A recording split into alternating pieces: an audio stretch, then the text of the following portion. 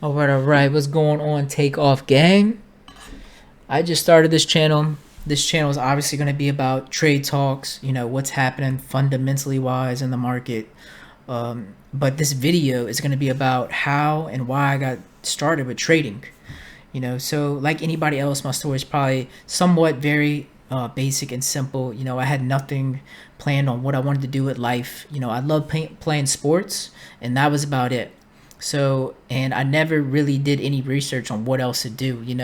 I heard a lot of people. I grew up in a small town, so I heard some people talk about what they were doing after high school, like whether it be being a lawyer, maybe some type of dental hygienist, or a real estate agent or a nurse, and all those things are nice and good if that's what you really like to do. But it just didn't make sense for me to do any of that. I didn't find any fun in that. So later on down the line, after just partying nonstop after high school, me and my friend were coming home from the club late at night, and we got in this bad car accident. And he ended up dying, and I ended up making it with. I had an open femur fracture. I lost a lot of blood. They had to helicopter me to a hospital, and they replaced my femur with a titanium rod, and gave me lots of blood, and I was back. Good. Took a while. I was like about a year of downtime, but in that year of downtime, I started thinking. I was like, man, I made it for a reason. I was like, so what do I want to do with life? You know what I'm saying? I'm like, well, I like helping people. I want to be like those people that helped me that night. So I became an EMT. And after doing about 2 years of EMT, I'm like, all right, it's time to get my paramedics. I need to make a little bit more money.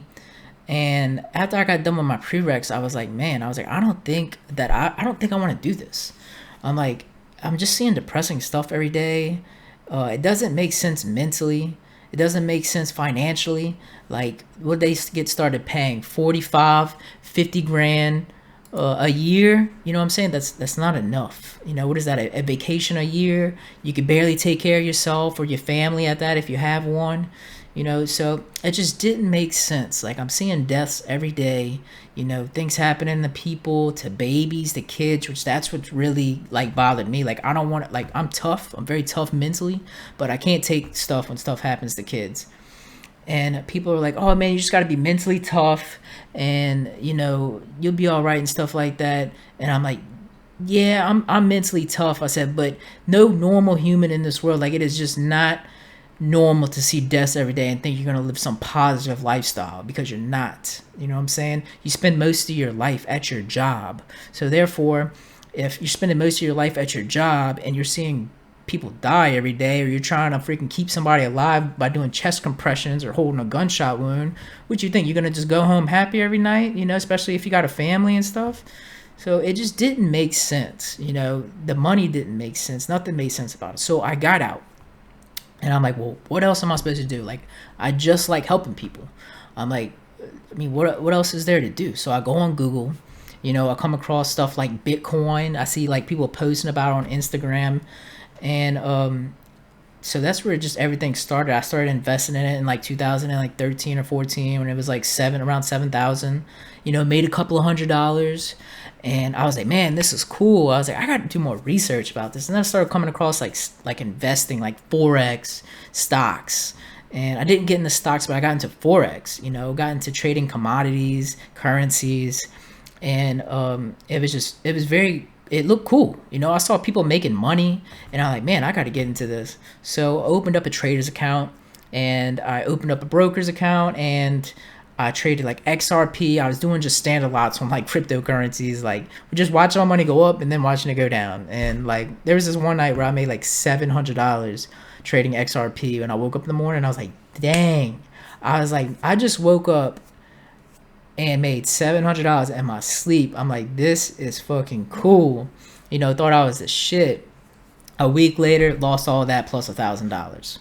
You know what I'm saying? So that really hit me hard. That was a scar that I was like, dang, I'm like, this is something I gotta learn from. Like, I gotta figure out how to do this. Like, and I was gonna make it work. There was nothing in me that was saying I can't do this. nothing in me that says, maybe this isn't for me. Like, I loved everything that had to do about this. I did thorough research after that. I was just hashtagging, Forex on Instagram, going through all these pages, watching how people are marking up their chart or why they're taking this trade in this area. I'm looking at their freaking circle on who they're chilling with. And, are they all doing the same thing? I'm just doing heavy research, and maybe you did too. And if you did do this, you probably come across a lot of educational courses on it. And I just didn't take any because it didn't make sense to me. It didn't look like they were legit people. Also, looked like they were just trying to market and make some money off of you. And at this time, I done did so much research through YouTube that I knew like my main issues was like, dealing with like psychology, emotional trading, being an emotional trader, risk management, over trading, over risking, basic stuff. So I just took the hard road, and I was just like, you know what, I'm going to teach this stuff myself. So that's what I did. I went through just doing a lot of research, through a lot of trials and error, came across a lot of different strategies that just none of them worked. And like Fibonacci, what else they have, like different indicators and stuff like that. But like the probability that I saw off of Fibonacci, and Fibonacci is a tricky one because you could win a good amount of trades off of that. But what I've noticed, at least in my trading, that the probability in me winning was a little bit less compared to more, like the percentage wise. It wasn't up to par for that. So I was like, let me figure out all these other ways like trading just supply and demand areas. And that's I would say that's probably one of the main ways to trade. But I don't know, because there's so many different strategies that people use in the world. But what works for me is just supply and demand, basic stuff. There is no holy grail to this stuff or anything like that to where I could just show you and that just be it. Because it's not, this is stuff that you gotta train your mind yourself. It doesn't matter if somebody like Warren Buffett was freaking teaching you how to trade. You would still need a few years, to learn how to do this stuff. You need to go through also like seasons of this stuff and what happens during different seasons, like especially with everything going on with the world today. So it's a lot of stuff. It's a lot of trading going through. Like I said, a lot of trials and errors. And I recommend, if you do get into trading, this is where I started at. How can I get this out the way? If you could, all right, not get out of here. Anyways, so if I could recommend anything, it would be this. This was a good place of where I first started. Like, they have all this basic stuff. It's Baby Pips. Look, got a little preschool. Got these little course outline, and these are all just basic stuff. I'm not saying like this is going to teach you how to trade, because it's not, but this is a very good basic way just to get the basics of it, to figure out about trading. Now I went through this whole thing. This is on my new computer, so it doesn't show that I've completed all this, but I've completed all this in like a week. Like I said, the fire was there. And if you can't do this, what I'm saying, the fire is not there. The fire is not there for you to be trading, and just stick with what you're doing. What I'm saying? I stuck with trading because I'm looking at it like, okay, rich people are doing this stuff. The banks are doing this stuff. All the people that got a lot of money, the elites, everybody, this is what they're doing. So I'm like, all right, well, I want to do what they're doing. I don't want to be somebody at a 9 to 5 that's just making a couple of bucks at the end of the year for a raise and stuff like that. Like, I don't want to be that way. So this is what I got into. I got into trading. And right now, I'm going to show you a quick breakdown on gold, on why I took this trade this past week. And I'm up 4%, or got up 4% in this past week of trading alone. So here I am I'm going to show just a very easy, simple way of trading. I like to keep things very simple. Don't overcomplicate things. Right here we see a easily supply area, right? So we have support, resistance, breaks above, comes back, breaks below, resistance. Okay, and even if you was to drag this out, obviously look, you see these different bounces here, So this area is just, it's a big area. So I took a sell over here. Let me drop this down to the daily.